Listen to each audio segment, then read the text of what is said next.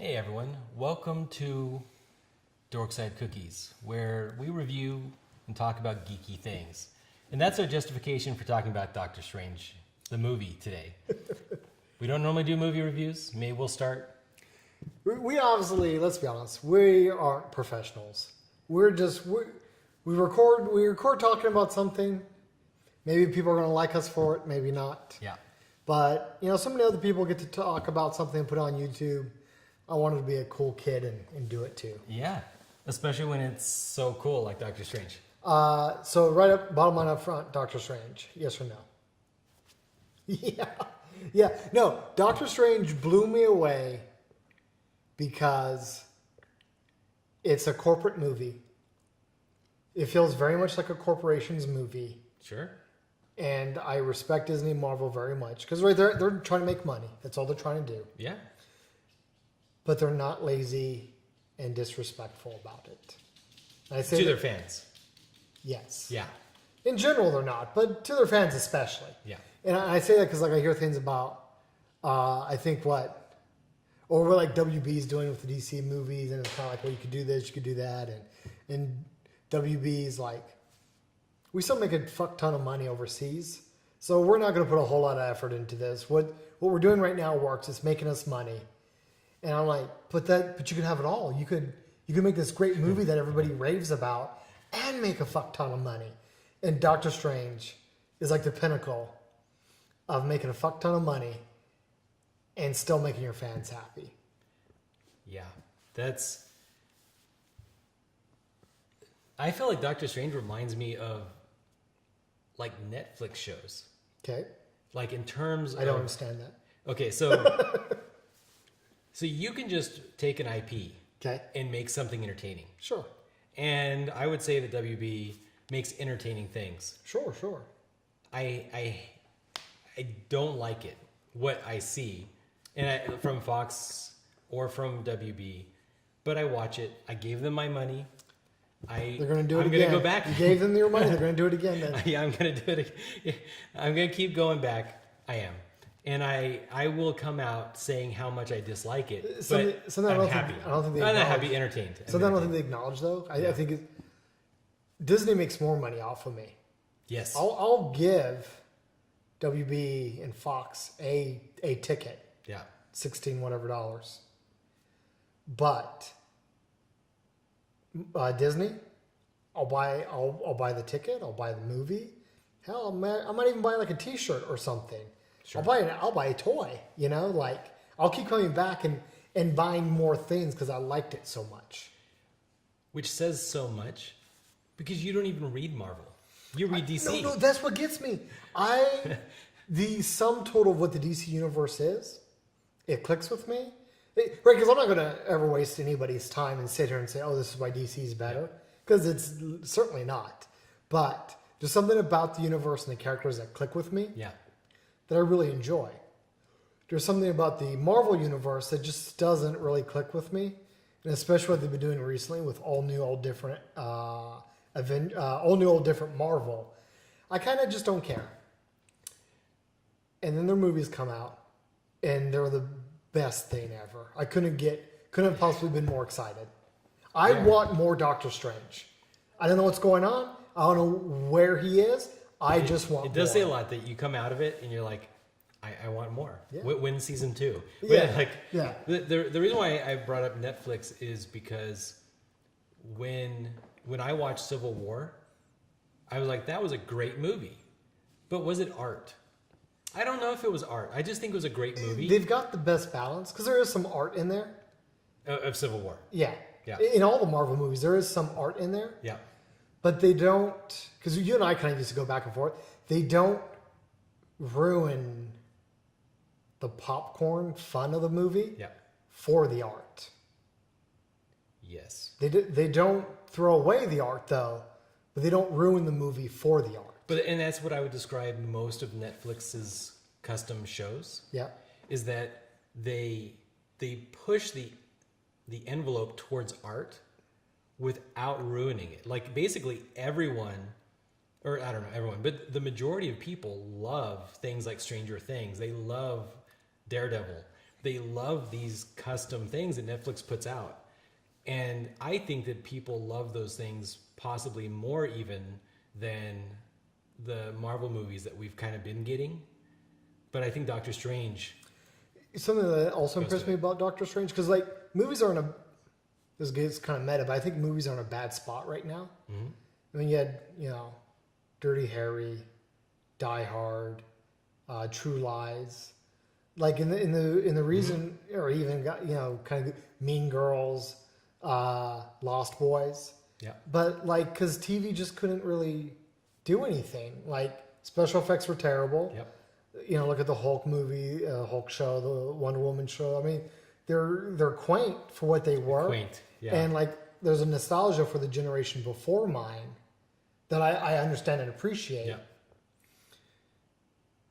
But like, there was you couldn't do the Hulk as a TV show. Like, if you really wanted a real experience, it had to be a movie. They did do Hulk as a TV show. Well, no, but like, and it came out campy for it. It was campy for it, yeah. Exactly. But we're in a position now where like TV can kind of do it. And in most cases, TV is now acknowledged as being the superior format for narrative. Yep. So, and that's where a lot of our terrible movies are coming from, because the only thing movies still have are these multi-million special effects. The light into the sky. Yeah, only a movie can afford to pump a light into the sky for like 20 minutes and then have a whole city explode around you while you punch the guy really hard a lot of times in the face. Yeah. So that the light goes out. And so movies like keep getting pushed, and so things that could The great thing is the audience, they may each be thinking of a particular, like they're talking about this movie. Yeah. But actually, you guys are all thinking about different movies. Like, there's so many. Every time I say that, Fantastic Four, Fan-Four-tastic is what pops in my head. Really? Because I think Suicide Squad. Oh, they had the exact same problem. Like literally, yeah. And but that's where Suicide Squad comes from. That's where Transformers comes from. Hell, even the failed Battleship movie. Like, this is a movie, and the only thing we bring to the table is like glorious special effects. Yeah. So let's just vomit it all over the screen. To hell with anything else. And that's usually where movies are, and it's just a bad time. Yeah. But there are some things that a movie can do nowadays that a TV show can't do if from the ground up you do everything right. And that is Doctor Strange. It is. The story was wrote right. It took advantage of the special effects that a movie could provide. You could have done Doctor Strange as a Daredevil style movie. You could have. It just wouldn't be that movie.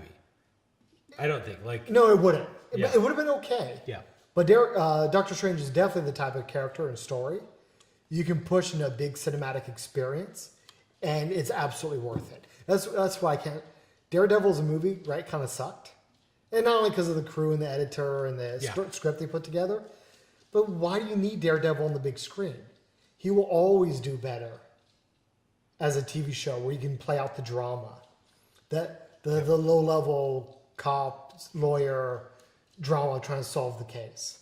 But Doctor Strange, you can totally blow up and have craziness. I feel like if they were to take Doctor Strange and turn it into a TV show, it actually might be worse for it. Because inevitably they'd have Monster of the Week, and that would take away some of the magic, Well, and the magic just could not be as glorious as it was in this movie. No. They took a lot of inspiration from Steve Ditko's drawings they did for the books, and it's all the better for it. It really is. It really is. It's so good. Another aspect I loved about the movie, they did a really good... Marvel's good at this, and they really knocked it out of the park. They explained everything to you step by step. And because I was afraid of that. I was afraid that they were going to kind of just vomit magic on the screen, and you'd be lost the entire time as to what's happening. Yeah. But they stepped you through step by step, spell by spell. So by the end, once the fight was happening, like you weren't lost. Even though it's nothing you have any relationship with, you weren't lost. What I love about that is that when they were planning the Marvel movies, the Marvel Cinematic Universe, they had a plan. And they said, we are going to train the American audience. Oh, I guess maybe the movie-going audience. We're going to train the movie-going audience to accept this comic book universe. They're going to say, we're not going to... We're going to keep laying out rules. Yeah. We're going to keep laying out rules and systems that the audience can trust how things work. Right, because Thor was actually a big part of that. Yeah. This interstellar beyond Earth thing exists, and it's very much real. And they gave just little bits of it for you to understand why it's separate and why Thor doesn't always show up. But they did a good job of explaining that. And so they said at this wave of Marvel movies, they would introduce magic. And their theory was the audiences, having been exposed to aliens, having been exposed to different powers, right? Sci-fi things. Iron Man had no powers. There were no powers with Iron Man. It was Sci-fi just, things way beyond. Yeah. Well, no, because like look at the helicarriers and stuff. Like that's science fiction. Yeah, it was just technology. Yeah. It was just hyper advanced technology. Yeah, but it's so beyond like what we realistically have. Like, you kind of have to introduce them that this is the world. This is a rule that exists in this world, is that you can have giant flying airships with a targeting gun that can blow up, key figures all over around the world. And so by this point with Doctor Strange, they were able to give you a rapid series of rules that made sense, and it clicked. They could totally show up another magic character. I don't know anybody besides Doctor Strange, but they could. Well, I mean, I'm not that good with the Marvel universe, but they could show me an entirely new character, and probably within 10 minutes they'll have one fight scene. No expository dialogue, but because of what I was taught in Doctor Strange, I'll have an idea of what his power level is in the bigger Marvel universe. I don't even know the character. I don't know who it is. They could just show him for 10 minutes in the next movie, and I'd probably know what's going on. What I think is cool is now they've unlocked cool characters like Mephisto, and it'll make sense. It won't be like this weird Ghost Rider kind of thing. So spoilers. Fucking Dormammu's in the movie. Yeah. And we'll say spoilers all over the place. Well, now we're just gonna go deep in. Well, no, because like you said, Mephisto. Like the first thing I thought when I saw Dormammu was like, oh, this is awesome. Now we get to see Mephisto, which of course isn't a one-to-one translation. But when I saw Dormammu, that's the first thing my head went to. I was like, yes, Mephisto exists. Yeah, basically all of them exist. Yeah. I want to see a Watcher. I don't know. I don't know if they could go Can that they do far. it? They could. They got could. Thanos in the Infinity Gauntlet. That's I still know. It just can't be the way in the books, right? He raises the Infinity Gauntlet and half the universe disappears. Yeah. They can't do that. They can't. I think it'll be crazy powerful, but not like that. And if they don't make him crazy powerful like that, could they really introduce a Watcher and have it not just be ridiculous? No, the Watcher exists. The staff. The staff was the tribunal staff. The living tribunal. Mm-hmm. Yep. If the living tribunal exists, the Watcher exists. I'm sure it exists. I'm sure they might or might not be able to get a 12-foot tall guy with a baby head to be able to work on screen. even if we just see like a little bit of cloak or something of somebody like, you know what I want? Okay, did you ever watch Fringe? No. You gotta watch Fringe. Okay. Now I'm like, we got to do a whole series on Fringe. But in Fringe, the first couple seasons, these bald-headed gentlemen would be just every single episode of the entire show has either in like a mirror or an Easter egg. Yeah, of this guy. And they're like popping in every episode because they're looking at all the weird events. So they're a Watcher I character. would love if they started introducing a Watcher, like out of the corner of your eye in a scene, just all over the place because he's like there. So like just watching. As Infinity Gauntlet gets bigger. Well, they're already well past halfway there, but isn't that crazy? Like what other? I don't think there's anything else like the MCU to plant the seeds for the Infinity Gauntlet this far in advance. Like they've been doing it. For what, nine movies? No, the very first 10 movies? The first Captain America movie had the Tesseract Cube, which is actually an Infinity Stone. How could they do that? I just don't know how they got the executive sponsorship to commit to doing this stuff that if they don't do an Infinity Gauntlet movie, it'd be very disappointing. So at the time, and this is why I also like it's brilliant because it's how good. The Tesseract Cube was not in the Captain America movie. The Tesseract Cube was not called an Infinity Stone. Mm-hmm. The writers just knew how they would use it later. Yeah. The Eye of Agamotto. Agamotto is an Infinity Stone, and they mention it because it's working now. Yeah. But it's so small it doesn't mean anything that it doesn't take anything away from the movie. Yes. So if everything falls apart next year, they'll be okay. They will. I'll just be. A lot of people would be sad. It's just part of the brilliance of the movie and the way they've been writing it. It's the right way to do movies. Yep. It's the only, in my opinion, it's the only true conversion from a comic book universe into movies. It's just kind of funny because we haven't really talked about Doctor Strange at all. We're talking about, like, this is just another wonderful piece in the tapestry that is the MCU. Yeah. And, like, it's such an amazing addition. All these, like, little things that are working together. And this is just a perfect example of it. But, I mean, they got so many great, like, the way Doctor Strange fought Dormammu.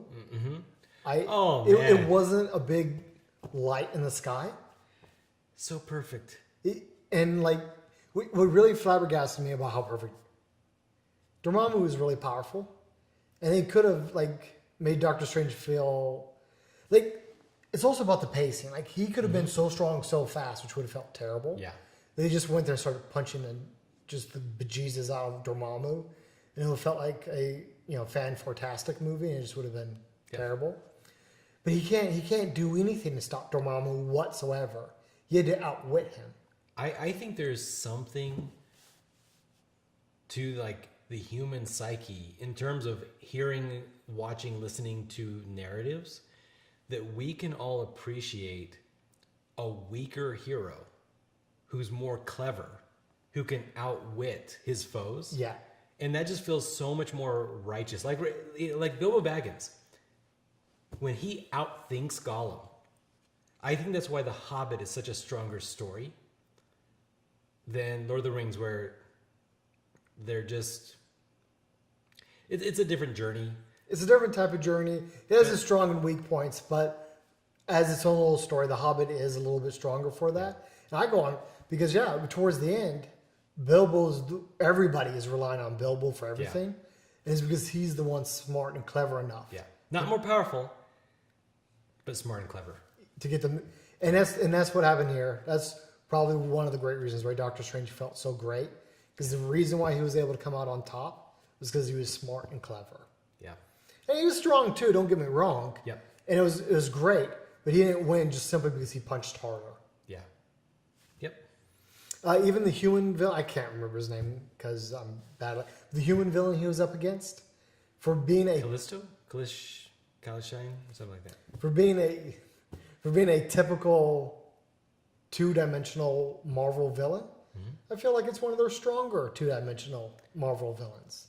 I feel like he definitely has, like, this backstory that you can trust is there, even if it's not. Yeah.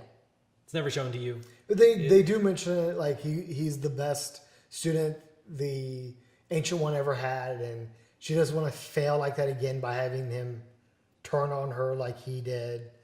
I mean, that's all you need to know. Yeah. Well, but that's also all they give you. But they give you that he only went, like, that she attracts broken people, and he lost his family, his wife and kids, I think. Sure. And so that's why he, as like broken emotionally, presumably, went to her. Is that really what happened? That's what happened. That makes even more sense. That's what she said. I missed it. It makes even more sense. Or that's what Mordo said. It makes even more sense why he was so obsessed. Yeah. With Dormammu and his promises. Promises of no more time.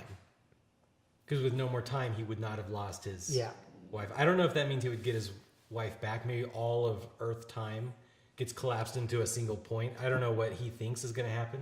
I don't know. Now that you mention it, I don't know what he expected to happen, but he doesn't care, because even if he's just trying to protect future people from losing anybody, because they're just, like, locked in a point of time. Yeah. Maybe that's better. I like that for most of the movie, Doctor Strange wasn't like an incredibly likable person. Mm-hmm. I just like that. Like they all don't need to be wholesome good guys, you know? Like he's just an egotistical jerk, and he took a lot of humbling to come around, and I enjoyed that. And even at the end, he's still arrogant, and that's okay. It's okay. Yeah. It just makes me really desperately want to see him up against Tony. Yep. And maybe trying to work things out with Steve and just see how all that stuff goes. Because it's not... There's going to be a little head bumping there. Yeah.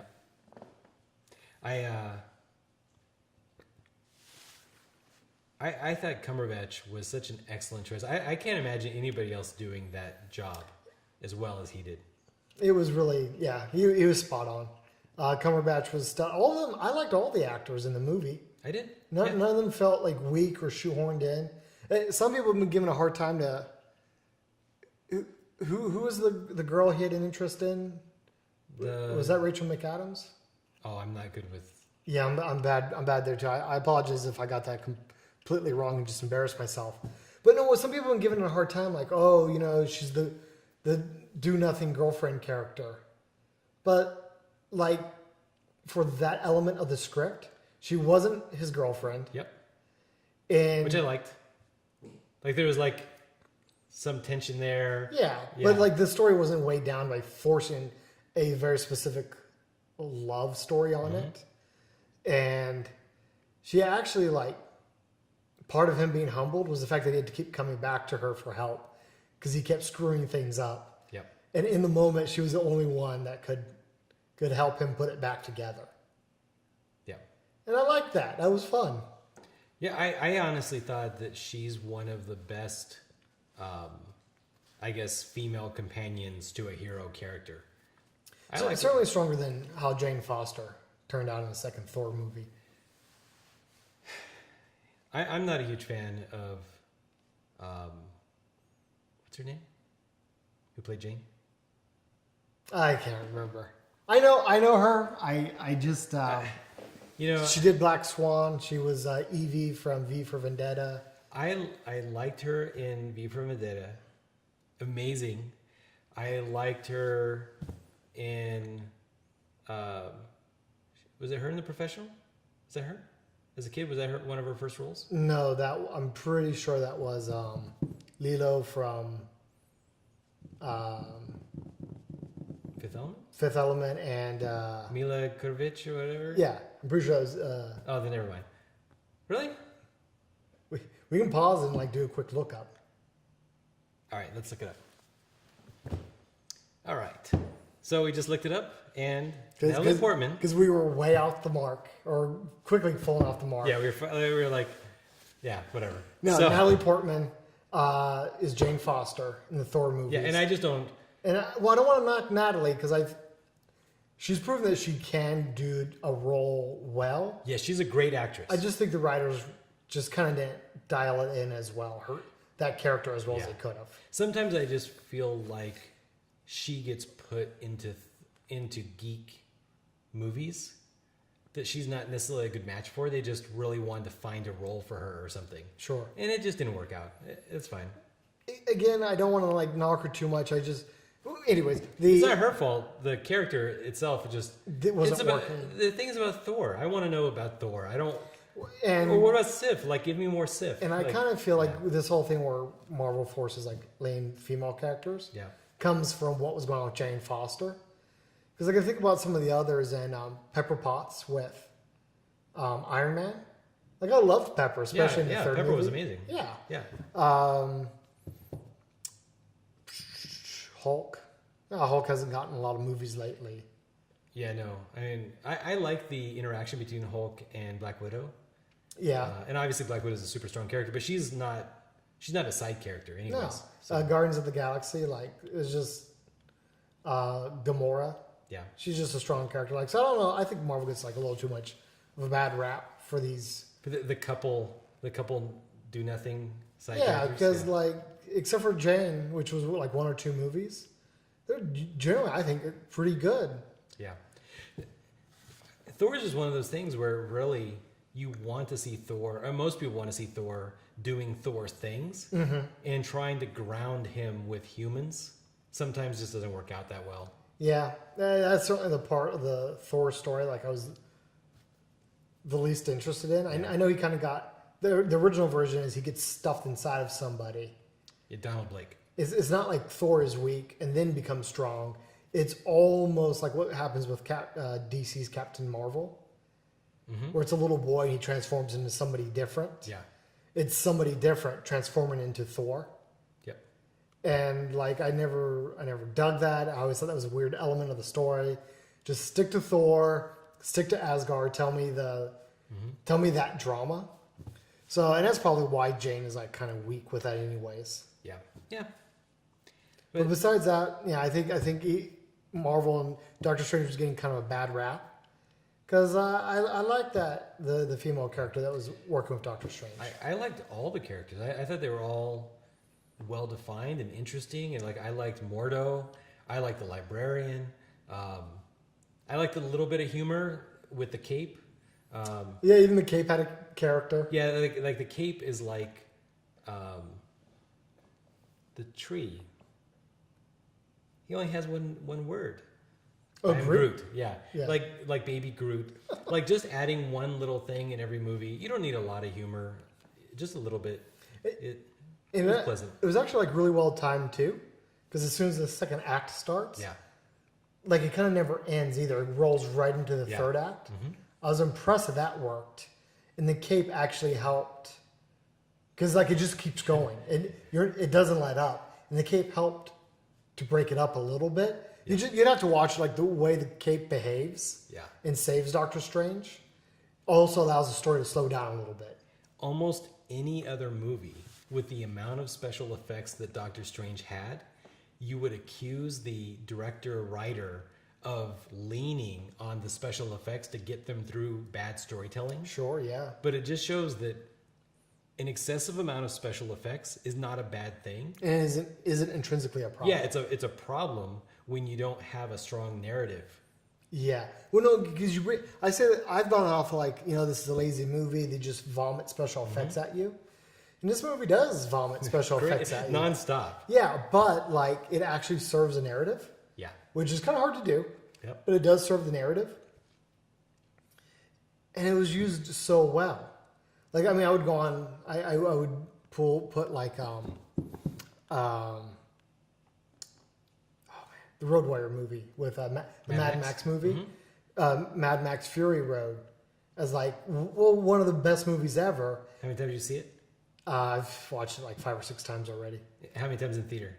Oh, like twice, maybe 3 times. I thought I remember you seeing it 3 times because work paid for it once, right? I definitely went again on my own, Yeah, and I yeah. probably was talked into it a 3rd time. That movie's amazing, but no, a large reason is because so many of the special effects were done in camera Sure. with trucks and stuff, and just some post to make it more, which is like was the right balance. And you might think I get distracted by that and say it was only good when it's practical. Yeah. No, but it's like when it's appropriate. If they had animated all the trucks, it would have been kind of lame. Probably, yeah. And in Doctor Strange, if they restricted themselves to only what they can do with miniatures or sets, Yeah. it would not have, because this like they did Inception style reality bending, Yep. and then just took it a little bit further. I thought they were going to rely on it more, and I would have been maybe a little bit irritated. But no, they introduced this concept. They just throw it at you, and they don't explain what it is. But then they explain it's the mirrorverse, and that they can't do this stuff in normal reality. Yes. Not normally. Yes. And so they don't do it a lot throughout the rest of the movie. Which is a really good thing, because when it does happen, I think it only literally happens one other time. The mirrorverse and the crazy reality warping. Yeah. And when it happens, you know what's going on. Yep. And it's fantastic when it happens. Yeah. Yep. We could probably go on Yeah. for another 30 minutes talking about how great this movie was.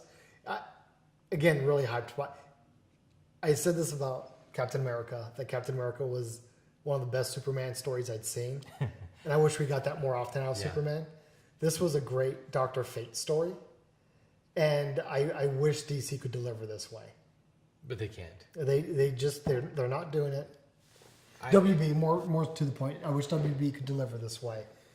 Because I'm still excited and stoked about this movie. Yeah. I've thought about seeing it again. Yeah? I have thought about seeing it You again. definitely don't do that very often. I don't do that. I mean, I basically just make movies and edit or videos and edit them all the time. So I don't have- this was absolutely worth 3D. yeah, it was actually. Yeah, I'm surprised because normally you have trouble seeing 3D.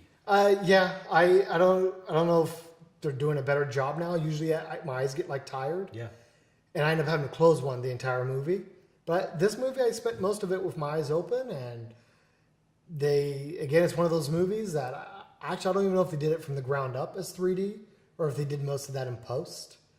But with all the crazy universal traveling stuff they do, it works great in 3D. yeah, it does. I like that they're basically done throwing things at your face Oh yeah. because it kind of Oh, it's a pulls- 3D movie. Let me throw a magic spell in Yeah, it. or like Superman, like a meteorite coming at my face. It's fine, but and it then he actually punches pulls, through the meteorite from behind. Yeah, it and his pull- fist comes into the screen. it just pulls me out of the movie. Actually, it doesn't help me immerse. Yeah. I want some depth. I don't actually want anything out of the screen. Yeah. So And this movie balanced that pretty good. I just don't. The only thing that irritated me about the movie experience was why did we throw the glasses away? That's what I want to know. Something really weird happened at our theater. I don't know where it's like another theater, but I'm used to when you're done watching a 3D movie, you throw the glasses away in like a box Yeah. at the end, and they didn't have that here, and it felt dirty. What happened? Yeah. 'Cause How I did, assume they just recycle them, but maybe they don't. how maybe, did this fall apart? Yeah. Killing the Earth, helping to kill the Earth a little bit faster. For all I know, they've always just dumped them into some landfill, and there's just a landfill full for every 3D movie that's ever been seen. They're just trying to make you feel better about it. Yeah. Yeah. I believe it. I don't know. Doctor Strange, Doctor Strange. thumbs up. Absolutely, Yeah, go see it. See it in 3D. If you're like me and have a 3D TV that you've never you've used like 3 times, Yeah. this is the time when it comes out. To go buy the 3D version. Yeah, Yeah. And watch it. So, let us know if you I don't know what you agree with, what you disagree with. I'd love to hear what others have to think about the movie. Yeah. Because I know there's a lot of like superhero fatigue out there. Yeah. I think this is middle of the road enough on hitting all the important points Yeah. that it should get you through the superhero fatigue. I think it's okay. It's not an Amazing Spider-Man movie. It's not an X-Men movie. Yeah. It's not going to wear you out like those movies do. It's a new character. It's new type of character. It's New, adding new elements to the universe. Yeah. Yep. yeah. I can definitely see people seeing we're like trying to wrap up the movie, but or wrap up the review. Keep talking about it. I love the movie. So I could see people watching Civil War Okay. and saying, that was a great movie, but I'm kind of tired of these characters doing the same things they always kind of do. Maybe they're just tired of it, whatever. But this is all new. This is all different. There's not another superhero movie quite like Doctor Strange. Yeah. I don't know what Doctor Strange 2 looks like. Yeah. They left some really interesting things for where Doctor Strange 2 behind the scenes in end of credit. Yeah. 2 end of credits, by the way, which was pretty stellar. As much as I enjoyed this movie, I would be a little hesitant about what movie 2 will bring. I mean, I have faith in Marvel and Disney that they'll pull it off. But, I don't know, maybe that's when it starts to finally slow down a little bit. I know I didn't like Iron Man 2 as much as I liked Iron Man 1. Yeah. But then I thought they recovered their stride in Iron Man 3. Okay. And I liked Daredevil Season 2, but it definitely felt weaker to me than Daredevil Season 1. And how can you have... I mean, origin stories they're usually the best of the series. So Doctor Strange 2, is it going to be as good? I don't know. Well, I'd still give it a shot, though. A chance. I'm interested in... I want the news to come out, here's what we're playing for Doctor Strange 2, here's the villain. I do want all that stuff. It still got me hooked. Yeah. But I would be cautiously optimistic about this next set of movies. Yeah. So, that's it. If you could help us out, click like, click subscribe. And again, we'd love to hear some comments down below. Otherwise, till next time, bye.